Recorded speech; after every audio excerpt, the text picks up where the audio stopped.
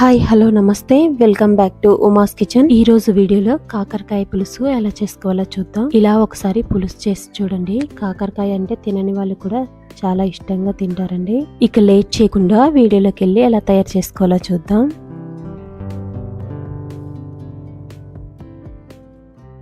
ముందు నేను ఇక్కడ మీడియం సైజులో ఉండే 2 కాకరకాయలు తీసుకున్నాను.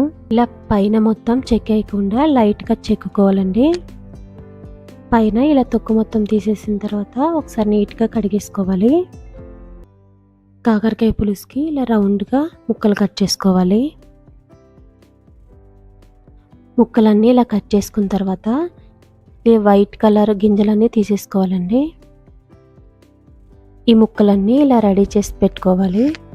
ఈ ముక్కల్లోకి 1 స్పూన్ ఉప్పు, 1/2 స్పూన్ పసుపు వేసుకొని మనం వేసిన ఉప్పు పసుపు ముక్కలకి బాగా పట్టించుకోవాలి. ఉప్పు పసుపుతో ముక్కల్ని క్లీన్ చేసుకుంటే కాకరకాయలో ఉన్న చేదు కొంచెం పోతుందండి. తర్వాత 1/2 కప్పు పుల్లటి పెరుగు తీసుకోవాలి. ఇలా పెరుగును కూడా ముక్కలకి బాగా పట్టించుకోవాలి. ఇలా పెరుగు ప్లేస్లో పుల్లటి మజ్జిగ కూడా తీసుకోవచ్చండి. వీటిని ఒక అర్ధగంట వరకు పక్కన పెట్టేయండి. ఇప్పుడు చింతపండు పులుసు కోసం ఒక నిమ్మకాయ సైజ్ అంత చింతపండుని నీళ్లు వేసి నానబెట్టి పక్కన పెట్టుకోవాలి. అలాగే 2 పెద్ద సైజులో ఉన్న ఉల్లిపాయల్ని కూడా ఇలా సన్నటి ముక్కలా కట్ చేసుకోవాలి. అలాగే బెల్లాన్ని కూడా 2 టేబుల్ స్పూన్లు తీసుకున్నానండి. అరగంట తర్వాత కాకరకాయ ముక్కల్ని కూడా క్లీన్ చేసి పక్కన పెట్టేసుకుందాం. ఇప్పుడు స్టవ్ మీద బాండీ పెట్టుకొని 2 టేబుల్ స్పూన్ల ఆయిల్ వేడి చేసుకోవాలి.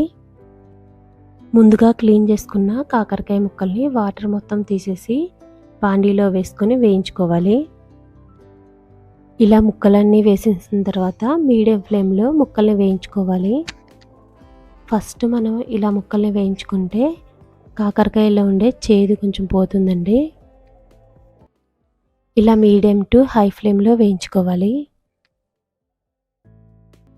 2-3 నిమిషాల తర్వాత ఇలా లైట్గా కలర్ చేంజ్ అయిన తర్వాత ముక్కల్ని మనం తీసుకొని పక్కన పెట్టేసుకుందాం.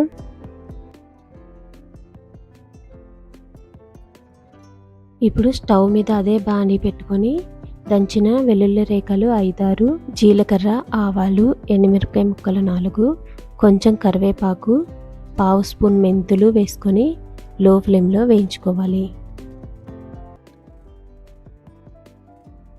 ఇలా 1 నిమిషం పాటు వేయించిన తర్వాత 4 పచ్చిమిరపకాయ ముక్కలు కూడా వేసుకొని వేయించుకోవాలి. తాలింపు వేగిన తర్వాత కట్ చేసి పెట్టుకున్న ఉల్లిపాయ ముక్కలు వేసుకొని వేయించుకోవాలి. ఉల్లిపాయ ముక్కల్ని వీలైనంత సన్నగా కట్ చేసుకోవాలండి. ఇందులోకి రుచికి తగినంత ఉప్పు, 1/2 స్పూన్ పసుపు వేసుకొని కలిసేటట్టు కలుపుకోవాలి. ఇలా కలిపేసిన తర్వాత బాండీకి మూత పెట్టుకొని 2 నిమిషాలు ఉల్లిపాయ ముక్కల్ని మగ్గించుకోవాలి. ఇంకొకసారి బాగా కలిపేసుకొని మనం ఫ్రై చేసి పెట్టుకున్న కాకరకాయ ముక్కలు వేసుకొని బాగా కలుపుకోవాలి.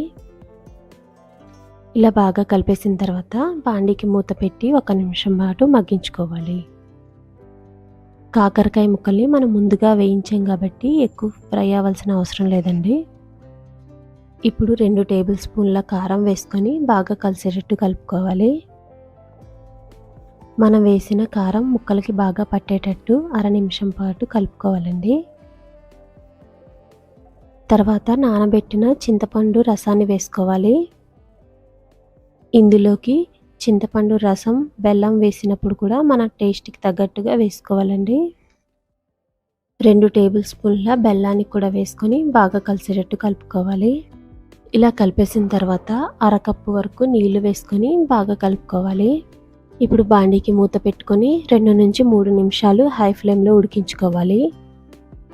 2 నిమిషాలకి ఇలా పులుసు బాగా మరుగుతున్నప్పుడు ఇంకొకసారి బాగా కలిపేసుకొని నిదానంగా సిమ్లో 3 నుంచి 4 నిమిషాలు ఉడికించుకోవాలి. ఇలా 3 నిమిషాలకి పులుసు దగ్గర పడిన తర్వాత ఈ స్టేజ్లో ఉన్నప్పుడే సాల్ట్ ఏమైనా పడితే చూసి వేసుకోవాలండి. కాకరకాయ ముక్క కూడా చక్కగా ఉడికిపోయింది. 1 స్పూన్ ధనియాల పొడి వేసుకొని కలుపుకోవాలి. బెల్లం వేసేటప్పుడు కూడా మనకి తీపికి తగ్గట్టుగా వేసుకోవాలండి. ఇలా పులుసుల్లో తీపి ఎక్కువ తినేవాళ్ళంటే 3 టేబుల్ స్పూన్ల బెల్లాన్ని వేసుకోవచ్చు. ఇలా మొత్తం కలిపేసిన తర్వాత 2 నిమిషాలు సిమ్లో మగ్గించుకోవాలి. పులుసు కూడా బాగా చిక్కపడింది. ఇప్పుడు స్టవ్ ఆఫ్ చేసుకొని సన్నగా కట్ చేసుకున్న కొత్తిమీర వేసుకొని కలుపుకోవాలి. అంతేనండి, కాకరకాయ పులుసు రెడీ అయిపోయింది. టేస్ట్ కూడా చాలా బాగుంటుంది. ముక్కల్ని మనం ముందుగా ఫ్రై చేయడం వలన చేదు కూడా తగ్గుతుందండి.